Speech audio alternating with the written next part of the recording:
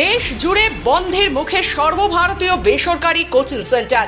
দুর্গাপুরের সিটি সেন্টারেও একই অবস্থা।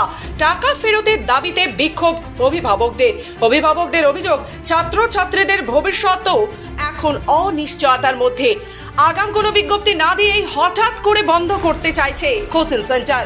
চরম সমস্যার মুখে পড়তে হচ্ছে তাদের।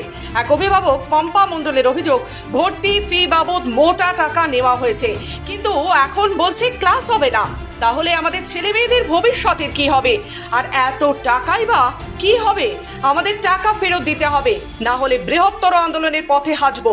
পরিস্থিতি সামাল দিতে পৌঁছয় দুর্গাপুর থানার পুলিশ। আমরা ডিসেম্বর জানুয়ারিতে ভর্তি করেছিলাম।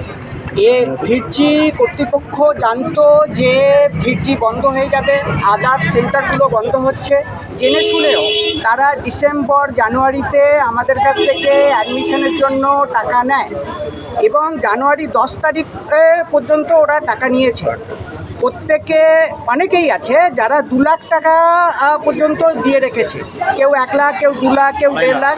ওকে, তো এইবার যখন এটা বন্ধ হচ্ছে এবং ক্লাস টিচাররা সমস্ত সেন্টার ছেড়ে চলে যাচ্ছে, তখন আমরা যখন এনকোয়ারি করি তখন ওনারা বলেছেন যে তোমরা যে পোস্ট ডেটেড চেক আছে বা ম্যান্ডেট আছে সেইগুলো তোমরা স্টপ করো।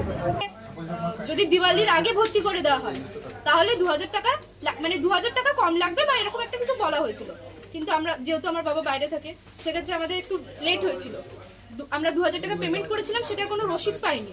31,000 টাকার এনইএফটি করেছিলাম, ওটার রসিদটা আছে আমাদের কাছে, ব্যাংক থেকেও আছে, ইয়ে থেকেও আছে। কিন্তু 2000 টাকার যেটা এক্সট্রা দেওয়া হয়েছিল ওটার কোনো রসিদ নেই। কার হাতে দেওয়া হয়েছিল? যিনি অ্যাডমিশন নিচ্ছিলেন, ভিতরে আছে ওনার নাম্বার ব্রজগোপাল ঘোষ। এমনকি উনি নাম্বার দিয়েছিলেন, ফোন নাম্বার দিয়েছিলেন যে ফোন করবেন আমাকে। ওনার কাছেই প্রথম কথা গিয়ে বলা হয়েছিল। এখন কি চাইছেন? এখন চাইছি নয় আমাদের টাকাটা রিফান্ড করা হোক, নয় মানে ক্লাস করানো হবে, যে আগে টিচাররা ছিল তাদের দিয়েই করানো হবে, সেরকম একটা কিছু দেওয়া হোক। নয় কত দিনের মধ্যে আমরা টাকাটা ফেরত পাবো, সেটা একটা দরখাস্ত করে দেওয়া হোক। ভোট দিচ্ছে, 11-12 এর জন্য ভর্তি করেছে। এখন এই মোমেন্টে আমরা যাব কোথায়? অ্যাডমিশন টেস্টের জন্য অন্য কোথাও আমরা কোচিং সেন্টারে পরীক্ষা অ্যাডমিশন টেস্ট দেওয়া হয়নি।